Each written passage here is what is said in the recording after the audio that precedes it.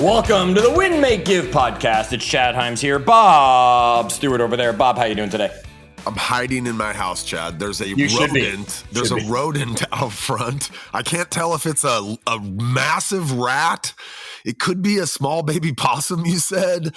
I'm sorry, a massive mouse. It's definitely not a rat. I don't know what this thing is, but I will tell you that when I stomped kind of near it, I didn't want to get too close because I don't like rodents. They like carry lots of diseases and stuff. I think they were responsible for the bubonic plague. I don't know. Yep. But when I stomped by this thing, it didn't even flinch, dude. It just looked up at me like, get out of here. What are you doing? I'm just chilling. So Bob, what most normal humans would do in this situation is they would take a picture and then they'd either ask ChatGPT or Google what the heck it is, or they'd post it on Facebook and say, what is this and what do I do? You have not yet done this. I haven't. I'm just hoping it'll go away. I don't want to see it out there when we're finished here and I go out and take a breath. You don't even want a picture of it on your phone. That's too close to you. No, I don't like rodents. Okay. Folks, you now know something new about the identity of Bob Stewart. He is someone that does not like rodents. I see what you did there. You saw it coming. You saw, right? I mean, I didn't see it coming. That one came totally like, that was really quick jab. I was like, where did that come from? Right. Bob caught that one, folks. And here's the segue that I was setting us up for there is we are going to talk about just that today. Your identity comes before any action. Bob's identity is that he is someone who does not like rodents. His action naturally, therefore, said, go back inside and close the door tightly, Bob Stewart. Others would have had a different reaction because they have a different identity. We are going to talk about some of the language we need to be using. We're going to talk about some of the challenges we fight along the way. Bob, I thought this would be a good episode because, one, it's evergreen. I mean, we're always looking to adapt our identity. We always hit somewhere, new plateau, we change.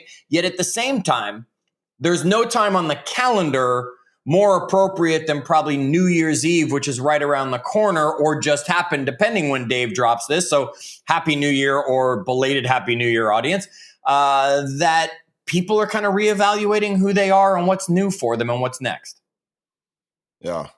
Chad, I love this.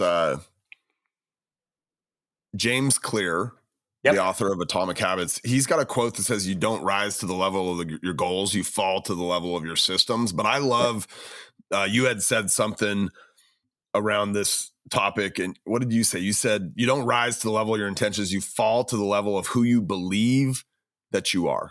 Yes. But we've heard this quote done 100 times, right? You don't slightly fall. Different ways. Or rise to your goals, fall to your standards, for today's sake, it's you don't rise to the level of your intentions, you fall to the level of who you believe you are. And folks, there is who you truly believe you are. The challenge I find, Bob, most people don't want to see who that really is. They want to view the mask they put on for the world as well, and often aren't willing to look at who they truly are if they paid attention to themselves. How do you think, like, I don't know, we didn't discuss this, or this isn't in our notes anywhere, but how do you think you go about like really getting to that? Like, how do you boil that down and really know, like, this is who I am? Do you ask 5 of your closest confidants? Do you just sit down one day and get really serious with yourself? Like, how yes. Right. You've been we've heard you mention multiple times about therapy. Yep. Right. There are many things that you have identified as your true self. Now you have adjusted some of those things, yet you have identified things because an outside person was able to say, you've told me to be honest with you. I'm asking the questions nobody would ask. I'm pulling that information out and really identifying. Yet, Bob, based on today's episode, I'm going to tell you the best way to identify who you truly are is what do your actions say about who you are? Because if your actions are not in alignment, you are not that person. Your actions clearly were in alignment of, I don't like rodents. But you weren't fearful. You didn't run scared because you saw it. You stomped near it a few times attempting to shoo it away. This is showing part of your identity. You're not someone who's fearful of rodents. Yeah. Yet you're not someone who likes rodents. And we're learning that if we paid attention to the activities you truly did. So folks, if you sat down and looked truly at the activities you've done in the last 24 hours, the last 7 days, the last 30 days, the last 90 days, that's a quarter, folks, and the last year, you will truly figure out who you are, whether you like it or not. Yeah. I mean, I think some of these things that we know we need to confront about ourselves or look deeper, we don't like the answer. We don't. So we avoid that. We hide behind the mask and we say, no, I'm this person, even though our actions don't do it. I'll share a quote. Terry Brinkus, one of my early mentors in this real estate world that I entered into, she said many times, I can't hear what you're saying. Oh, wait, your actions are so loud, I can't hear what you're saying, is what she would say to me. And folks, just because I'm telling you I'm healthy while I'm chomping a Big Mac down, I'm clearly not healthy. Right? If that's the choice I'm making. If Bob's telling us through his second cinnamon roll of the day with a full mouth, I'm a healthy person, health matters to me. No, it doesn't, right? These are things that we will identify if we pay attention. Bob, someone who identifies as a runner, guess what they do? They run. They run. Someone who identifies as a leader, no matter what's happening, they're leading. Even when no one's watching, they're still leading, right? Someone who identifies as being bad with money, Bob, what do?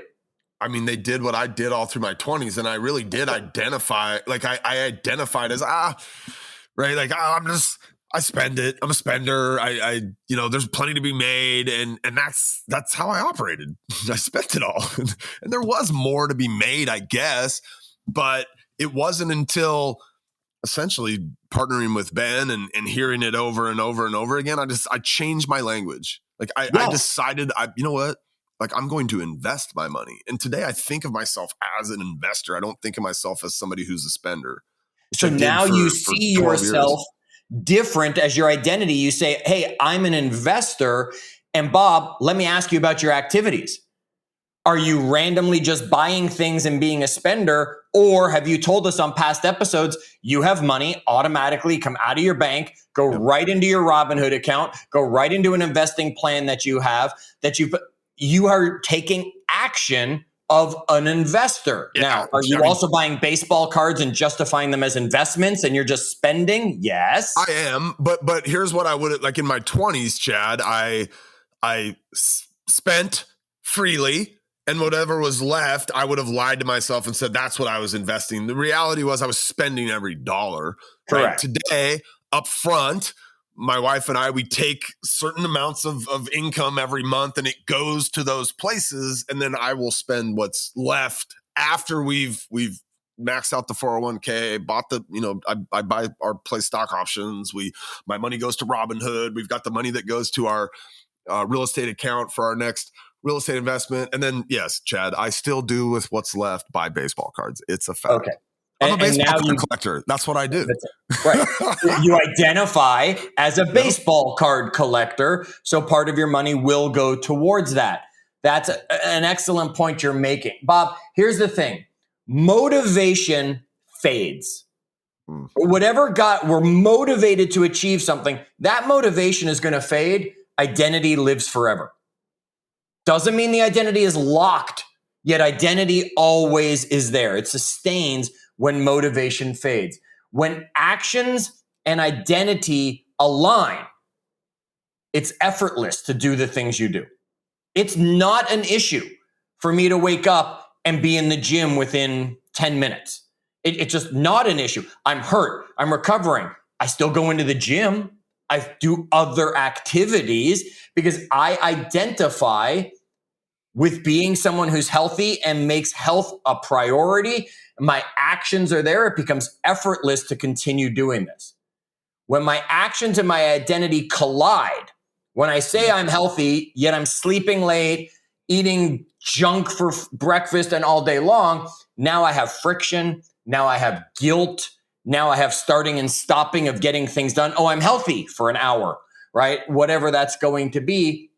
That's the difference, and why identity is truly the thing that will drive you when you figure out who you are in the year ahead of you. Chad, can I trick myself? Can you trick yourself? Yeah, like I'm I don't like to wake up early. Can I just tell myself that I'm an early riser? And if I tell myself enough in my head, will I eventually, will I become that thing? Yes, if you take some action. So, Bob, you don't like to wake up early, and we're just playing this role. I don't know whether you do or you actually. I know you don't. You're not a morning guy, right? Yeah. Okay. Yet, if you tell me I'm an early riser and you get up 5 minutes earlier tomorrow, or you don't hit snooze that fourth time that you do, okay, you're telling your brain, I am an early riser compared to who I was. Now, I'm not an early riser compared to Chad, yet I'm an early riser compared to Bob as of this date. Sure. And now what's going to happen is you're going to, if you keep telling yourself, I'm an early riser, instead of saying, well, I'm going to try to wake up earlier tomorrow, I am an early riser. That's an identity statement. Now what's going to happen is you are going to start rising earlier.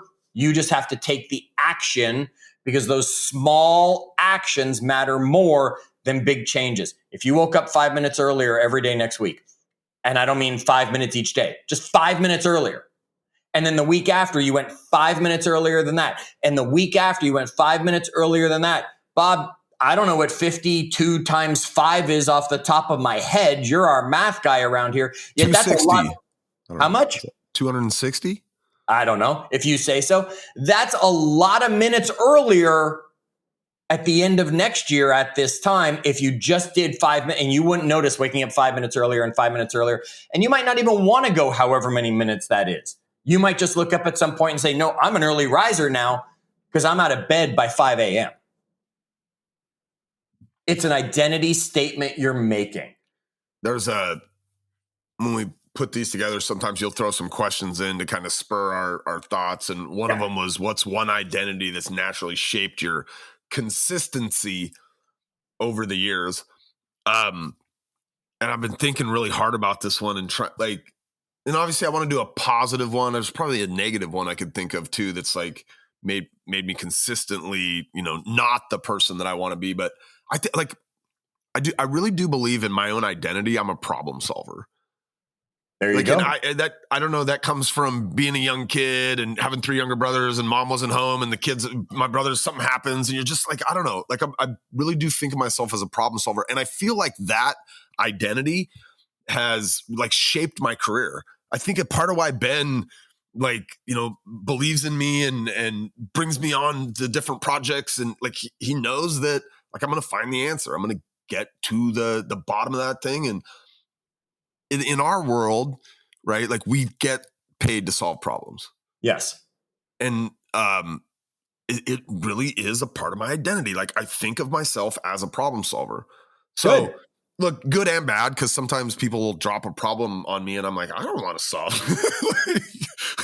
but no one else is gonna. Okay, I guess.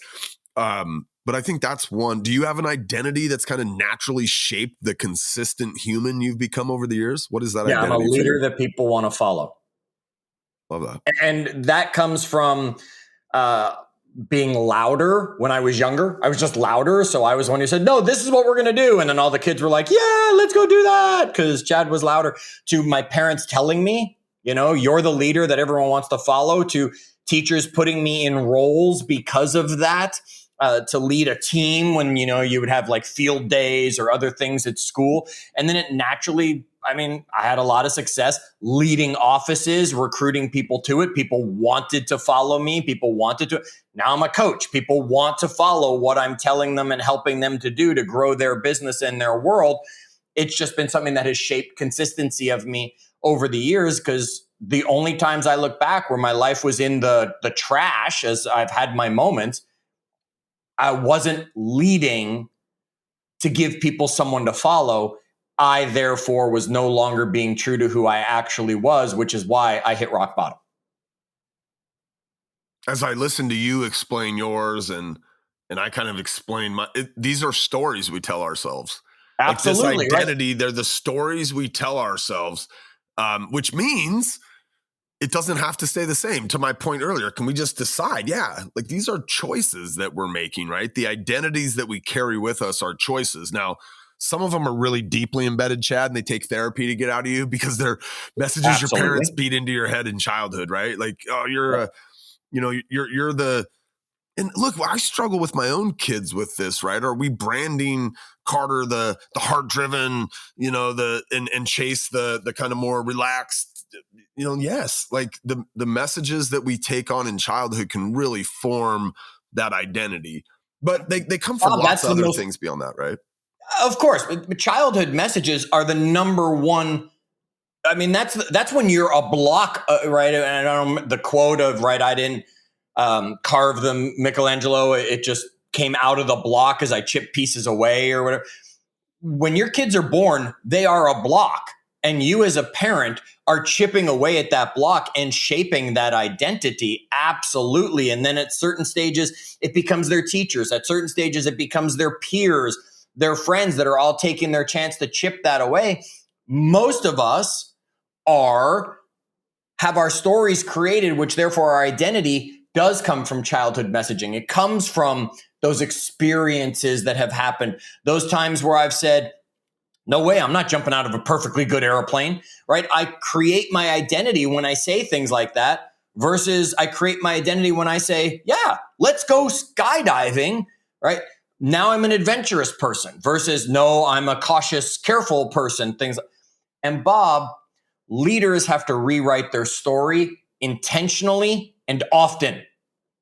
When Ben, as we use him as our example, so often, for those of you who do not know Ben Kinney, the founder of Win, Make, Give, the guy that Bob and I look to as our leader for that, he was nowhere near. If you went back to his high school, Bob, he was not a leader like this. Yeah. Right? We've all heard his story of him growing up. I wouldn't put him in a leadership role at all, right? He was in the don't notice me, I'm hiding in the corner. When he first got into real estate, he wasn't a leader in that situation. He talked about having stuttering challenges when he would get up and speak in front of a group. He forced himself. Now he identified as, no, I'm going to be someone who can present strong. So he would say, every class, I raised my hand and asked a question and had to speak in front of the group to get better at it. Then he led a group of 5. Then he led a group of 20. Then he led an office of 100. Then he led 5 offices of 100 each. Now he's leading okay, he has to keep changing his identity because who he was will no longer help him become who he wants to be for the opportunities he's creating. As leaders, we have to keep rewriting this story. And I'm telling you, folks, you can write it as many times as you want until you take action based upon the identity. It'll never stick. I moved schools a number of times when I was young, like totally just, moved to a whole new district, all new group of kids. And I can remember moving in 11th grade and thinking,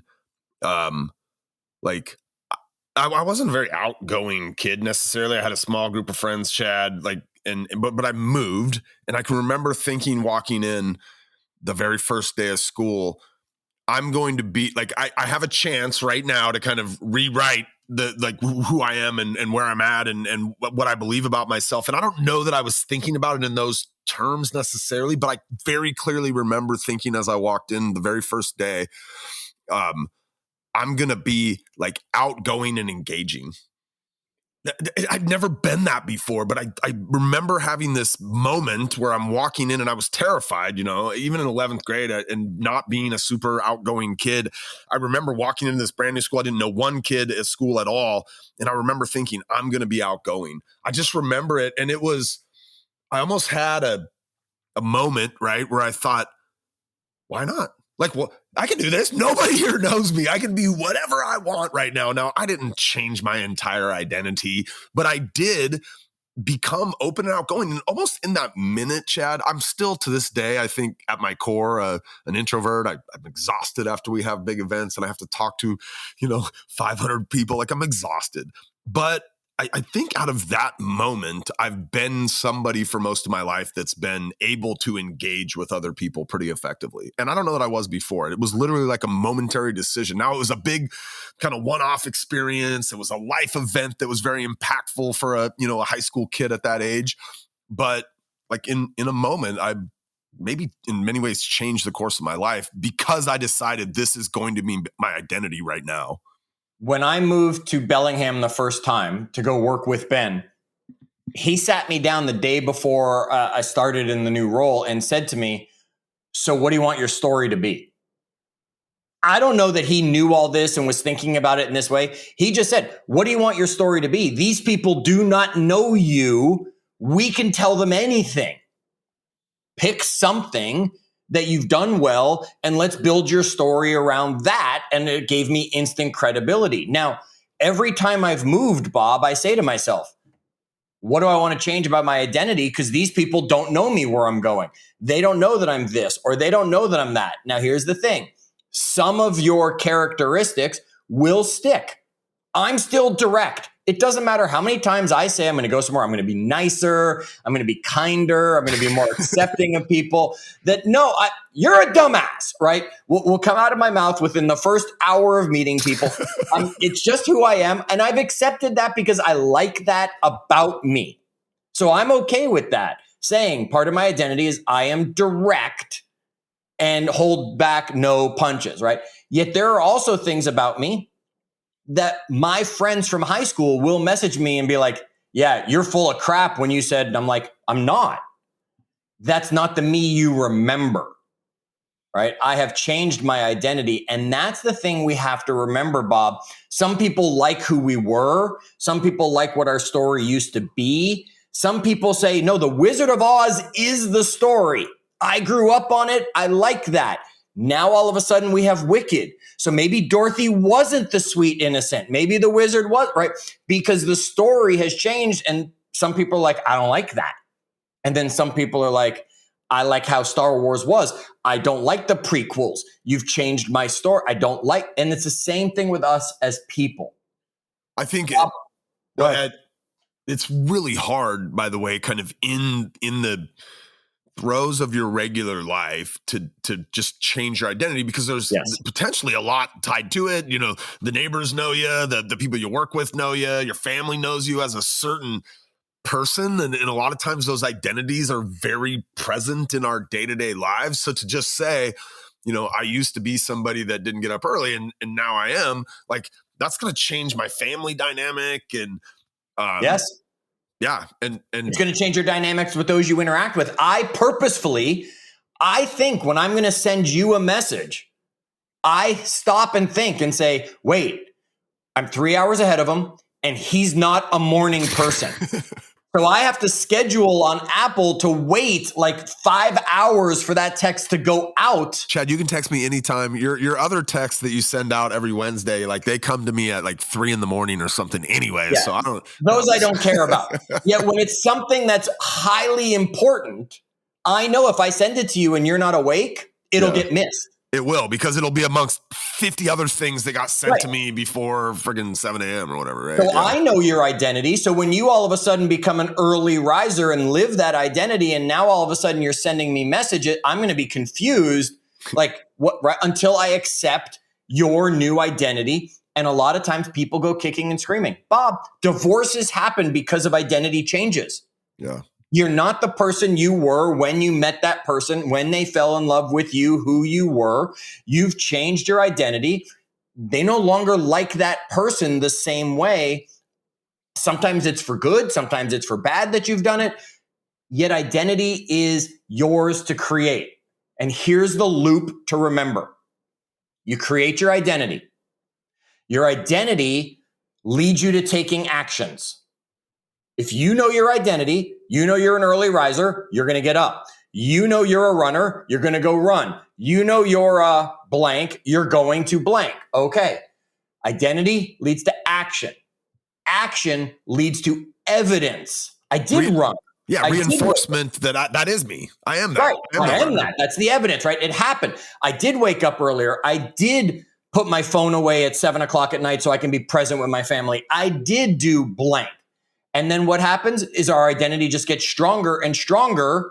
And there are people, you knew me back when I wasn't the fittest guy. I wasn't the healthiest guy. You didn't know me when I was 250 pounds big. But there are people who remember me as that identity, and I've had to make my identity stronger so that they are forced to forget that identity, not remember me that way, which pulls me back to being that person. So it's identify who you are, take the action that person would take, whether it's you or not, comfortable or not. That will lead to evidence, proof that you're doing it, which will just strengthen the identity of who you are. So once I decide that's my identity, I don't necessarily, Chad, 100% have to buy into it all the way, but I have to buy into it enough or be willing to take action on it. And as I continue to take action on it, I will continue to see my own evidence, which will reinforce that identity. And it becomes this kind of self-reinforcing loop. Right. Bob, here's the thing. The European Journal of Social Psychology, I love throwing the data in. It's not my thing. I just know that there's people out there who want proof that go with it. Their studies have said that small daily habits will improve your self-identity more than any dramatic one-time effort. Which means, just to use the runner one, because it's such an obvious, everybody can understand it. Going and running a marathon doesn't make you a runner. That's one big event you did. Going every day and training, even though they're smaller and shorter runs to get better, that's what makes you a runner. The other thing just makes you someone who did this one thing, crazy thing one time. That's a difference. We're looking for small. I'm not looking for you, Bob, tomorrow morning to wake up 4 hours earlier because we're just going to pretend you like to sleep till 9. I know it's not that late. And you want to start waking up at 5. I'm not looking for that to change your identity and say, boom, you've got to do it 4 hours tomorrow, Bob, and just deal with it. No. A little bit earlier, a little bit earlier, a little bit earlier. So that'll help create the identity. Yes, so what I would encourage people to think about then, Chad, are maybe kind of the flip side of this, because we're talking about, being an early riser, which I think a lot of us would associate with this kind of a positive identity. But I think there's a lot of kind of negative soundtracks that run in our head, negative identities, ways that we make ourselves smaller, we keep ourselves down. And so what I would ask people to reflect on is, what things are you, what little votes or what little pieces of evidence, Chad, are you giving yourself every day to reinforce that negative identity you have about yourself? And can you stop? Yes. Bob, how many people have an identity that fits one of these things? I'm not good enough. How many of you is that part of your identity? How many of you have the identity that Bob and I both had that said, I'm bad with money? Yeah. Right? How many of you had an identity that said, well, it's just who I am? How many of you had an identity that said, well, I don't follow through, or I'm too old for that, or it's too late in life for me in that situation? These become self-fulfilling because if they're your identity, they're going to be the actions you take. I'm not going to follow up because I'm not a follow-up type person. I'm not good enough. Okay, right? I'm not going to be good enough. Bob, we're going to get into a identity which leads to those actions, which then brings us evidence, which proves to us I'm bad with money. See, yet again, Bob, I'm bad with money. I have when I started getting good with money, I have a really good story on this. And this was pre-Robinhood, by the way. So I used to do, I think it was Charles Schwab I used or whatever. But one of the things Chad, you've seen, everybody's seen this, the whole, like, what if I would have bought Apple stock instead of buying the iPod or whatever. Right? Yeah. So early on, when I used to be bad with money, and the evidence would be, I would buy the thing. I'd buy the watch, I'd buy the new iPhone. I think I had like the first, iPhone 1 and then 2 and then 3 and then 4. And then eventually, now that I'm good with money, I went from the 8 to the 13. I only buy an iPhone like every 5 years. Right. But there was a time really early on in kind of the transition of my identity around money where I would do that silly little thing of, I'd be like, man, I'm going to buy a new pair of shoes. And I'd be like, no.